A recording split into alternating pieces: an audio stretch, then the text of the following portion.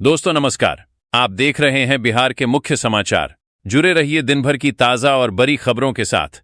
विकास, रोजगार, योजना, पेंशन, साथ ही साथ कृषि, मौसम, राजनीति, सभी खबरें एक एक करके विस्तार से।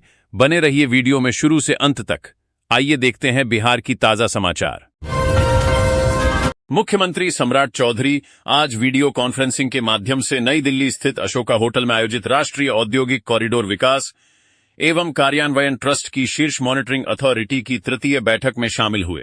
बैठक का आयोजन भारत सरकार के वित्त मंत्री निर्मला सीतारमण की अध्यक्षता में किया गया। बैठक में बिहार में चल रही एवं प्रस्तावित विभिन्न औद्योगिक, आधारभूत संरचना तथा पर्यटन परियोजनाओं की प्रगति की विस्तृत समीक्षा की गई। विशेष रूप से गया में विकसित किए जा रहे इंटीग्रेटेड मैन्युफैक्चरिंग क्लस्टर परियोजना के संबंध में चर्चा हुई। गांवों में दूध उत्पादन का व्यवसाय हमेशा से एक सदाबहार और मुनाफा देने वाला जरिया रहा है। किसान और ग्रामीण युवा डेयरी फार्मिंग या मिल्क कलेक्शन सेंटर खोलकर हर महीने आसानी से 50,000 रुपए तक की कमाई कर सकते हैं। इस व्यवसाय को बढ़ावा देने के लिए सरकार द्वारा डेयरी उद्यमिता विकास योजना और पशुधन मिशन जैसी योजनाओं के तहत 10 लाख रुपए तक की वित्तीय सहायता और सब्सिडी प्रदान की जा रही है। इससे पशुपालकों को आधुनिक डेयरी यूनिट स्थापित करने और अपने व्यापार को बड़े पैमाने पर आगे बढ़ाने में काफी आसानी होती है। कम लागत और बेहतर मुनाफे के कारण यह ग्रामीण अर्थव्यवस्था की रीढ़ साबित हो रहा है। लंबे इंतजार के बाद बीजेपी के राष्ट्रीय अध्यक्ष नितिन नवीन ने अपनी नई टीम का ऐलान कर दिया है। नितिन नवीन बिहार के हैं। इस कारण माना जा रहा था कि उनकी टीम में बिहार के नेताओं को ज्यादा जगह मिल सकती है, लेकिन नई सूची में बिहार से 3 नेताओं को ही राष्ट्रीय स्तर पर जिम्मेदारी मिली है। इनमें राज्यसभा सांसद शिवेश राम, सिद्धार्थ शंभू और ऋतुराज सिन्हा शामिल हैं। गांवों में कृषि और पशुपालन अर्थव्यवस्था की रीढ़ है, जिससे खाद, बीज और कीटनाशक की मांग हमेशा बनी रहती है। यह एक ऐसा सदाबहार बिजनेस है जिसमें मंदी का असर नहीं होता। एक मध्यम आकार की उर्वरक और बीज की दुकान से शुरुदौर में आसानी से 30,000 से 50,000 रुपए महीने तक का शुद्ध मुनाफा कमाया जा सकता है। फसल कटाई और बुआई के सीजन रबी और खरीफ में यह कमाई दोगुनी यानी 1 लाख रुपए महीने तक पहुंच जाती है। इस व्यवसाय को शुरू करने के लिए कृषि विभाग से खाद, बीज और कीटनाशक बेचने का वैध लाइसेंस लेना अनिवार्य होता है। इसके साथ ही कृषि विज्ञान या संबंधित क्षेत्र में डिग्री, डिप्लोमा होना भी जरूरी है। सही प्लानिंग और लाइसेंस के साथ यह ग्रामीण क्षेत्र का सबसे सफल व्यापार बन सकता है।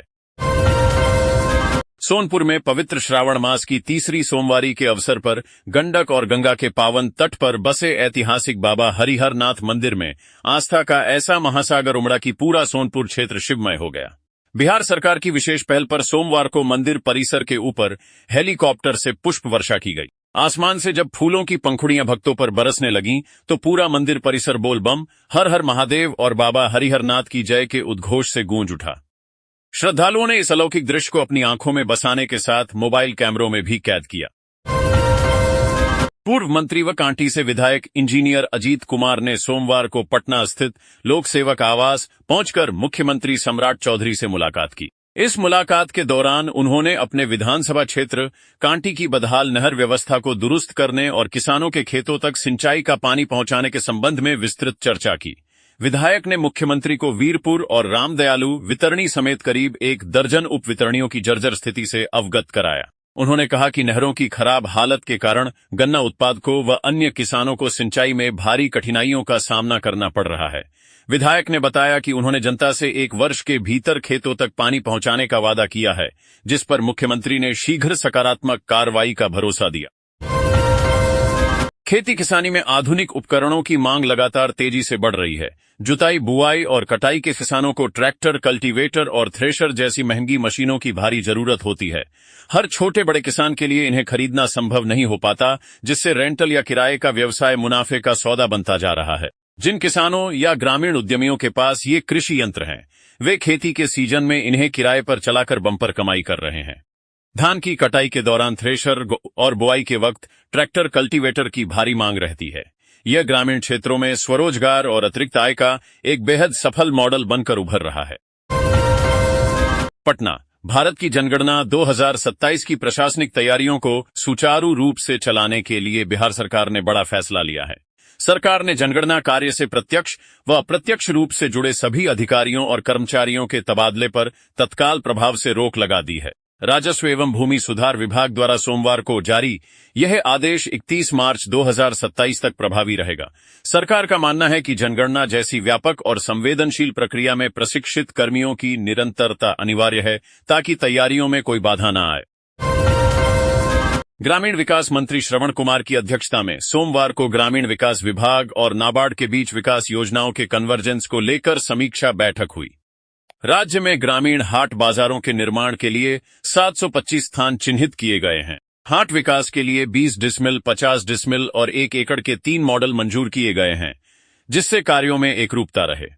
पहले चरण में नाबार्ड के सहयोग से प्रत्येक जिले में 20 से 49 डिसमिल क्षेत्रफल वाले एक हाट का निर्माण किया जाएगा। इसके लिए सभी जिलों को ऑनलाइन डेटा उपलब्ध कराने हेतु एक गूगल शीट जारी की गई है। मंत्री ने प्रक्रिया जल्द शुरू करने के निर्देश दिए। गायजी जिले के गहलौर स्थित ऐतिहासिक स्थल पर आयोजित दशरथ मांझी महोत्सव में बिहार विधानसभा अध्यक्ष डॉक्टर प्रेम कुमार ने मुख्य अतिथि के रूप में शिरकत की। इस दौरान उन्होंने माउंटेन मैन बाबा दशरथ मांझी जी की प्रतिमा पर माल्यार्पण कर उन्हें भावभीनी श्रद्धांजलि अर्पित की। अपने संबोधन में डॉक्टर प्रेम कुमार ने कहा कि दशरथ मांझी जी का जीवन अदम्य साहस, दृढ़ इच्छा शक्ति, निरंतर संघर्ष और जनसेवा की एक अनुपम प्रेरणादायी गाथा है। पटना होटल मौर्या में कोयला एवं खान मंत्रालय भारत सरकार द्वारा आयोजित खनिज ब्लॉकों की नीलामी कार्यशाला का शुभारंभ हुआ। इस अवसर पर मुख्यमंत्री सम्राट चौधरी ने कहा कि बिहार में खनिज ब्लॉकों का अध्ययन कराया गया है और ऐतिहासिक एवं सांस्कृतिक विरासतों को कोई नुकसान नहीं पहुंचाया जाएगा। उन्होंने प्रधानमंत्री नरेंद्र मोदी के विकसित भारत और पूर्व मुख्यमंत्री नीतीश कुमार के समृद्ध बिहार के सपने को पूरा करने पर जोर दिया। मुख्यमंत्री ने कहा कि वर्ष 2005 के बाद नीतीश कुमार के नेतृत्व में बिहार में आधारभूत संरचनाओं का अभूतपूर्व विकास हुआ है, जिनके निर्माण में पत्थर सहित अन्य खनिज तत्वों की भारी आवश्यकता होती है। मोतिहारी पूर्वी चंपारण जिले में खरीफ सीजन के चरम पर पहुंचने के साथ ही खाद की किल्लत और कालाबाजारी चरम पर है।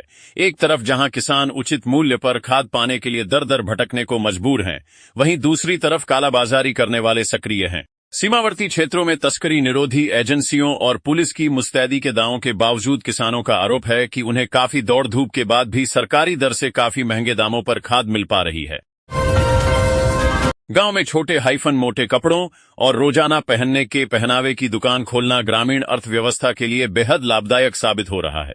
इसके लिए ग्रामीणों को अब दूर शहर जाने की जरूरत नहीं पड़ती, जिससे उनके समय और पैसे दोनों की बचत होती है। इस व्यवसाय में कमाई की बात करें तो दुकानदार आसानी से सामान्य कपड़ों पर 20% से 40% तक का मुनाफा कमा सकते हैं। यदि मासिक बिक्री करीब 50,000 रुपए तक होती है तो सभी खर्च निकालकर आसानी से 10,000 से 18,000 रुपए महीना शुद्ध लाभ कमाया जा सकता है। त्योहारों और शादियों के सीजन में यह मुनाफा दोगुना तक बढ़ जाता है। कम लागत और स्थानीय मांग के कारण यह स्वरोजगार का एक बेहतरीन विकल्प है।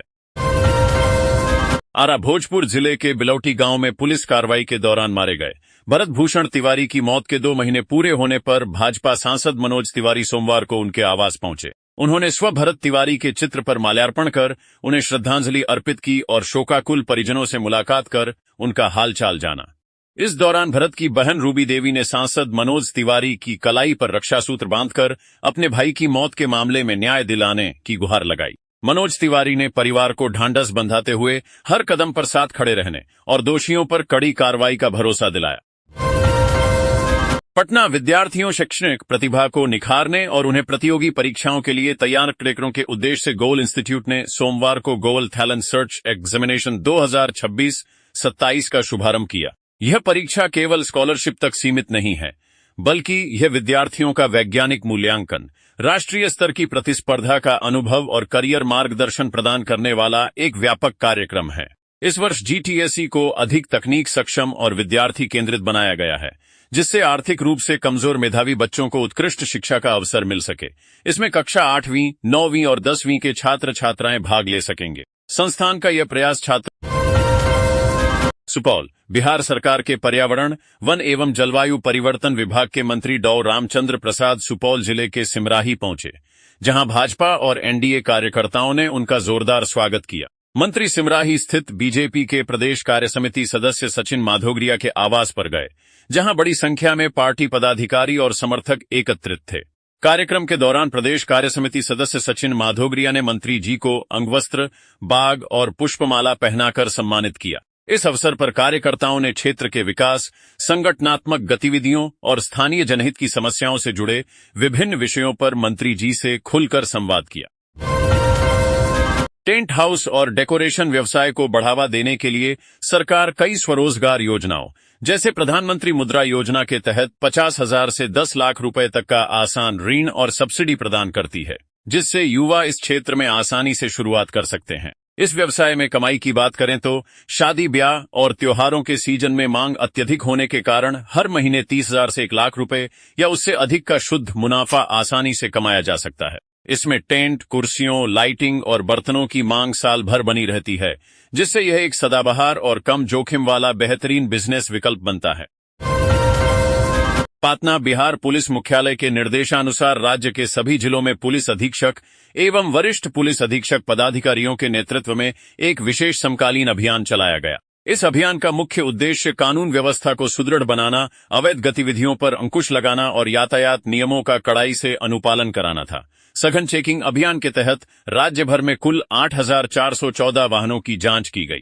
इस दौरान यातायात नियमों का उल्लंघन करने वाले 7,755 वाहनों का चालान काटा गया, जिससे कुल 1,02,19,000 रुपए की जुर्माना राशि वसूल की गई। बांका जिले में अवैध खनन, परिवहन एवं भंडारण के खिलाफ खनन विभाग की ओर से सख्त और लगातार कार्रवाई जारी है। खनन विभाग की विशेष टीम ने विभिन्न थाना क्षेत्रों में योजनाबद्ध तरीके से व्यापक छापेमारी अभियान चलाया। इस कार्रवाई के दौरान अवैध खनन और बालू के अवैध परिवहन में लिप्त कुल 7 वाहनों को जब्त किया गया। प्रशासन की इस अचानक हुई कार्रवाई से बालू माफियाओं और अवैध कारोबारियों के बीच हड़कंप मच गया है। बिहार के मुख्यमंत्री नीतीश कुमार के पुत्र निशांत कुमार का बरबीघा नगर क्षेत्र के श्री बाबू चौक पर जदयू कार्यकर्ताओं द्वारा गर्मजोशी से स्वागत किया गया। वे सड़क मार्ग से होते हुए पटना की ओर जा रहे थे। जैसे ही उनका काफिला बरबीघा पहुंचा, कार्यकर्ताओं ने उत्साहपूर्वक निशांत कुमार जिंदाबाद के नारे लगाए और उन्हें फूल मालाओं से लाद दिया। स्वागत के बाद निशांत कुमार बिहार के प्रथम मुख्यमंत्री बिहार केसरी डॉक्टर श्री कृष्ण सिंह की आदमकद प्रतिमा पर माल्यार्पण करने के लिए गोलंबर की सीढ़ियां चढ़े। हालांकि कुछ सीढ़ियां चढ़ने के बाद वे बिना माल्यार्पण किए ही नीचे उतर आए, जिससे मौके पर मौजूद लोगों के बीच तरह तरह की चर्चाएं शुरू हो गईं। यद्यपि उन्होंने नीचे से ही श्री बाबू के चरणों में पुष्प अर्पित कर उन्हें नमन किया। पटना सावन की तीसरी सोमवारी के पावन अवसर पर सुपौल के सदर प्रखंड स्थित प्रसिद्ध तिल्हेश्वर महादेव मंदिर में श्रद्धालुओं की भारी भीड़ उमड़ पड़ी। इसी क्रम में सहरसा क्षेत्र के डीआईजी कुमार आशीष अपनी धर्मपत्नी के साथ मंदिर पहुंचे और भगवान भोलेनाथ का विधिवत पूजन व जलाभिषेक किया। उन्होंने देवों के देव महादेव से सभी के जीवन में सुख, शांति और समृद्धि की मंगल कामना की। डीआईजी के आगमन पर के पुजारियों के और स्थानीय गणमान्य लोगों ने उनका आत्मीय स्वागत किया। इस दौरान ज्योतिषाचार्य रमण चांद तथा सदर एसडीएम मनोहर साहू सहित अन्य गणमान्य व्यक्ति उपस्थित रहे। कार्यक्रम के दौरान ज्योतिषाचार्य रमण चंद ने डीआईजी कुमार आशीष और सदर एसडीओ मनोहर साहू को मिथिला की परंपरा अनुसार पाग एवं शॉल भेंट कर सम्मानित किया। गांवों में फ्लोर मिल यानी आटा चक्की चलाना केवल एक व्यवसाय नहीं, बल्कि हर ग्रामीण परिवार की बुनियादी जरूरत है। गेहूं और अन्य अनाज पीसने के लिए हर घर को रोजाना इसकी आवश्यकता होती है। बात करें रोजाना की कमाई की, तो एक सामान्य आटा चक्की पर प्रतिदिन औसतन 500 से 1,500 रुपए तक की आमदनी आसानी से हो जाती है। यह कमाई चक्की की क्षमता, क्षेत्र में प्रतिस्पर्धा और पशु आहार, चोकर या मसाले पीसने जैसे अतिरिक्त कार्यों पर निर्भर करती है। ग्रामीण रोजगार को बढ़ावा देने के लिए सरकार भी कई योजनाओं के तहत सब्सिडी और ऋण उपलब्ध कराती है, जिससे युवा इस पारंपरिक व्यवसाय को आधुनिक रूप देकर आत्मनिर्भर बन सकें। बांका नगर पंचायत अमरपुर की सामान्य बोर्ड की बैठक में मुख्य पार्षद पति के द्वारा कथित रूप से हस्तक्षेप किए जाने और वार्ड पार्षद पंकज दास के साथ तीखी नोकझोंक के मामले में अब प्रशासन ने संज्ञान लिया है। न्यूज 4 नेशन में प्रमुखता से प्रकाशित खबर के बाद जिला पदाधिकारी अंशुल अग्रवाल के आदेश पर अमरपुर नगर पंचायत के कार्यपालक पदाधिकारी अनुराग कुमार ने मुख्य पार्षद पति समेत 2 लोगों को कारण बताओ नोटिस जारी किया है। दोनों से 3 कार्यदिवस के भीतर लिखित स्पष्टीकरण मांगा गया है। बिहार विधानसभा में विपक्ष के नेता तेजस्वी यादव ने राज्य की एनडीए सरकार पर तीखा हमला बोला है। मीडिया से बातचीत करते हुए उन्होंने आरोप लगाया कि प्रदेश में लगातार घोटाले हो रहे हैं और सरकार का इस पर कोई नियंत्रण नहीं है। तेजस्वी यादव ने कहा कि 21 वर्षों से अधिक के शासन के बावजूद वर्तमान सरकार भ्रष्टाचार को रोकने में पूरी तरह विफल रही है। तेजस्वी यादव ने आरोप लगाया कि बिहार में सृजन घोटाला, डस्टबिन घोटाला और 77,000 करोड़ रुपए के अनसुलझे हिसाब हाइफन किताब जैसे कई मामले सामने आ चुके हैं। उन्होंने कहा कि राज्य अब पेपर लीक का केंद्र बन चुका है, जिससे लाखों युवाओं और अभ्यर्थियों का भविष्य खतरे में पड़ गया है। सरकार दोषियों पर कार्रवाई करने के बजाय उन्हें संरक्षण दे रही है। सावन के तीसरे सोमवार का पर्व बाबा गरीबनाथ नगरी के लिए बेहद ऐतिहासिक रहा। बाबा गरीबनाथ धाम में शिव भक्तों और कांवरियों पर हेलीकॉप्टर से गुलाब के फूलों की पुष्प वर्षा की गई। इस दौरान बाबा के भक्तों में खासा उत्साह देखने को मिला। बाबा गरीबनाथ धाम के कांवरिया पथ और मंदिर परिसर में श्रद्धालुओं का जनसैलाब उमड़ पड़ा और पूरा बाबा नगरी हर हर महादेव के जयकारों से गूंज उठा। इस विशेष अवसर पर राज्य सरकार में पर्यटन विभाग के मंत्री केदार प्रसाद गुप्ता, जेडीयू विधायक Ajit Kumar, DM Kumar Gaurav, SSP Kantesh Kumar Mishra, mayor Nirmala Sahu सहित कई जनप्रतिनिधि मौजूद रहे। प्रेम, संघर्ष और अटूट जिद की मिसाल बन चुके पर्वत पुरुष दशरथ मांझी को दुनिया उस शख्स के रूप में जानती है जिसने अकेले दम पर 22 वर्षों तक छेनी और हथौड़े से पहाड़ काटकर रास्ता बना दिया। उनके इस अद्भुत संघर्ष ने हजारों लोगों की जिंदगी आसान कर दी। लेकिन 17 अगस्त 2007 को उनके निधन के 19 साल बाद आज भी एक सवाल लोगों के मन में है कि जिस व्यक्ति ने पूरे समाज के लिए रास्ता बनाया, उसके अपने परिवार की जिंदगी कितनी बदली।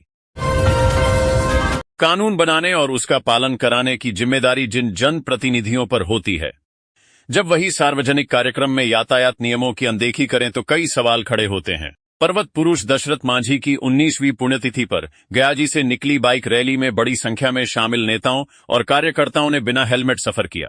पूरे रास्ते पुलिस की मौजूदगी रही, लेकिन किसी ने नियमों का पालन कराने की कोशिश नहीं की। अमर उजाला के सवाल पर बिहार सरकार के मंत्री संतोष कुमार सुमन ने माना कि सभी को हेलमेट पहनना चाहिए।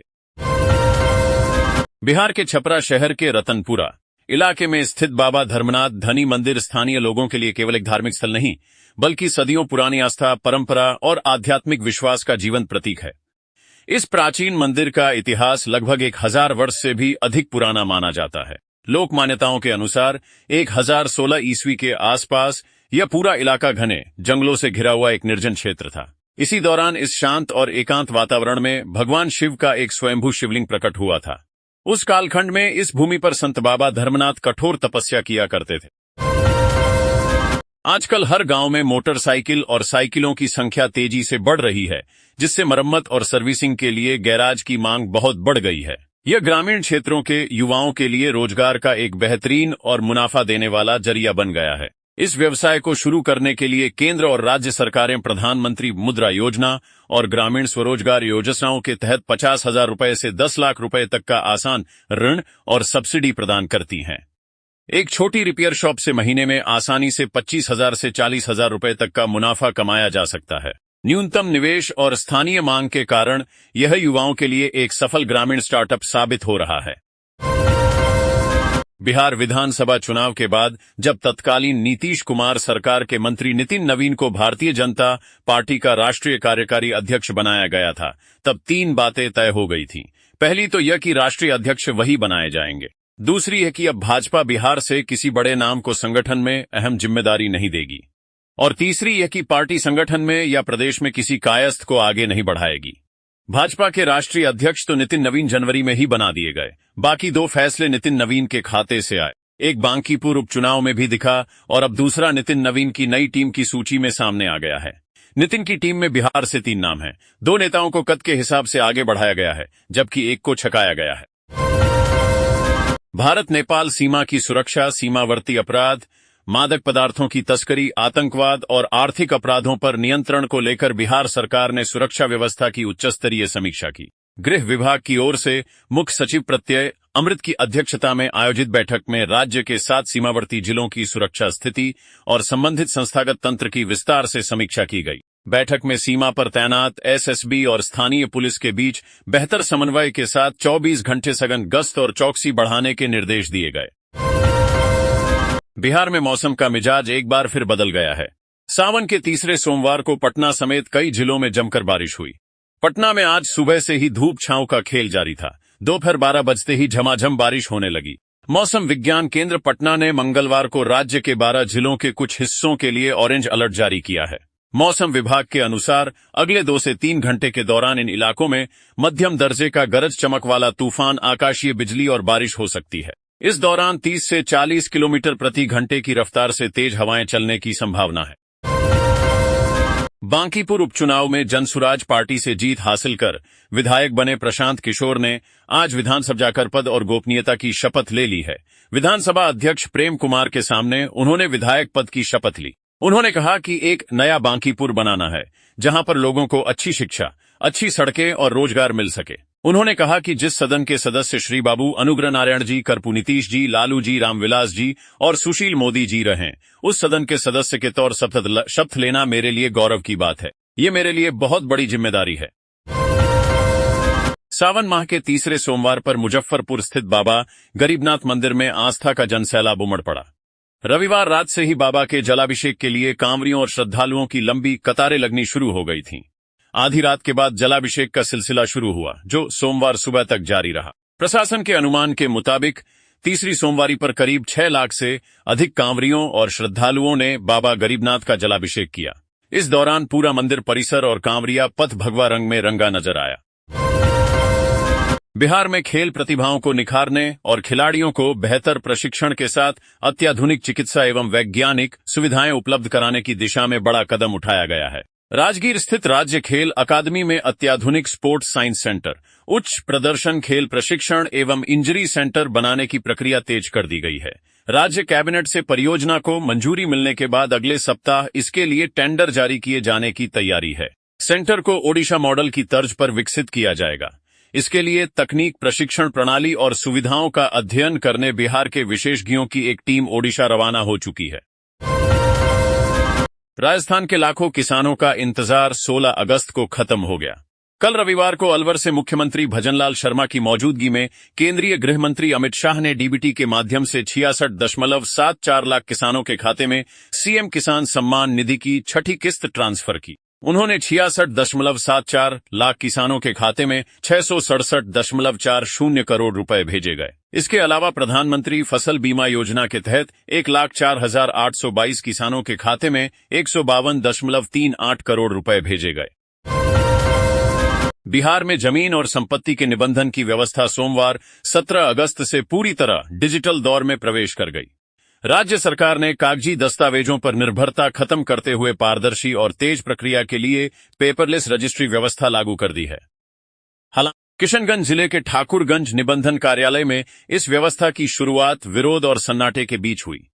नई व्यवस्था के विरोध में कातिबों के अनिश्चितकालीन हड़ताल पर चले जाने से पहले दिन एक भी रजिस्ट्री नहीं हो सकी और कार्यालय में कामकाज पूरी तरह प्रभावित रहा। आज का मौसम 18 अगस्त 2026 उत्तर से लेकर दक्षिण भारत तक मानसून एक्टिव बना हुआ है। इस बीच भारतीय मौसम विभाग ने नया अलर्ट जारी किया है। मौसम विभाग की भविष्यवाणी के अनुसार आज यानी 18 अगस्त 2026 को दिल्ली, यूपी, बिहार सहित पूरे 25 राज्यों और केंद्र शासित प्रदेशों में मूसलाधार बारिश के साथ साथ आंधी जैसी तेज हवाएं चलने की चेतावनी है। कुछ राज्यों में आकाशीय बिजली भी गिर सकती है। वहीं पहाड़ी राज्यों में लैंडस्लाइड का अलर्ट है। इस दौरान कुछ क्षेत्रों में 65 किलोमीटर की रफ्तार से हवा चल सकती है। पटना जिले में गंगा का जलस्तर लगातार बढ़ रहा है। 15 से 17 अगस्त के बीच मनेर में गंगा का जलस्तर 0.53 मीटर बढ़ा है। दीघा घाट और गांधी घाट पर भी पानी में वृद्धि दर्ज की गई है। हालांकि अभी गंगा का जलस्तर सभी प्रमुख स्थानों पर खतरे के निशान से नीचे है। बाढ़ नियंत्रण विभाग की सोमवार सुबह 6 बजे की रिपोर्ट के अनुसार पटना शहरी सुरक्षा दीवार और अन्य तटबंध सुरक्षित हैं। पूरे बिहार में आज से 22 तारीख तक राज्य के सभी बिजली उपभोक्ताओं के लिए विशेष बिजली बिल सुधार शिविरों का आयोजन किया जा रहा है। इन शिविरों का मुख्य उद्देश्य बिजली उपभोक्ताओं को गलत बिल, मीटर रीडिंग में त्रुटि और अत्यधिक बिलिंग जैसी समस्याओं से तुरंत निजात दिलाना है। ऊर्जा विभाग और स्थानीय विद्युत वितरण कंपनियों के सहयोग से आयोजित इन शिविरों में उपभोक्ता मौके पर ही अपनी शिकायतों का समाधान पा सकेंगे। अधिकारियों के अनुसार गलत रीडिंग या बढ़ी हुई राशि से परेशान लोग अपने पुराने बिल और मीटर की फोटो के साथ शिविर में पहुंचकर सुधार करवा सकते हैं। इस पहल से ग्रामीण और शहरी दोनों क्षेत्रों के लाखों उपभोक्ताओं को बड़ी राहत मिलने की उम्मीद है। देश भर में ट्रैफिक नियमों का उल्लंघन करने वालों पर शिकंजा कसते हुए 15 अगस्त से 2-3 तरह के उल्लंघनों में सड़क पर ही जुर्माना वसूलने की कंपाउंडिंग व्यवस्था समाप्त कर दी गई है। अब प्रवर्तन अधिकारी केवल चालान बनाएंगे और मामला सीधे न्यायालय भेजा जाएगा, जहां कोर्ट के आदेश के बाद ही जुर्माने का निस्तारण होगा।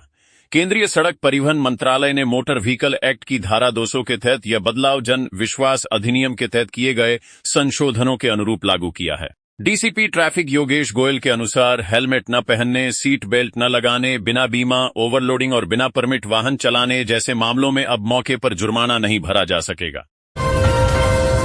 अमेरिकी डॉलर और मजबूत वैश्विक संकेतों के बीच राष्ट्रीय राजधानी नई दिल्ली के सराफा बाजार में सोमवार को सोना 600 रुपये प्रति 10 ग्राम महंगा हो गया, जिससे 99.9% शुद्धता वाले यानी 24 कैरेट गोल्ड का भाव 1,56,800 रुपये प्रति 10 ग्राम पर पहुंच गया। पिछले कारोबारी सत्र में ये 1,56,200 रुपये प्रति 10 ग्राम पर बंद हुआ था। दूसरी तरफ स्थानीय कारोबारियों के मुताबिक चांदी की कीमतों में कोई बदलाव नहीं हुआ और सभी करों सहित इसका भाव लगातार दूसरे सत्र में 2,40,000 रुपये प्रति किलोग्राम पर स्थिर बना रहा। मल्टी कमोडिटी एक्सचेंज पर सोना 1,649 रुपये महंगा होकर 1,56,156 रुपये प्रति 10 ग्राम पर पहुंच गया।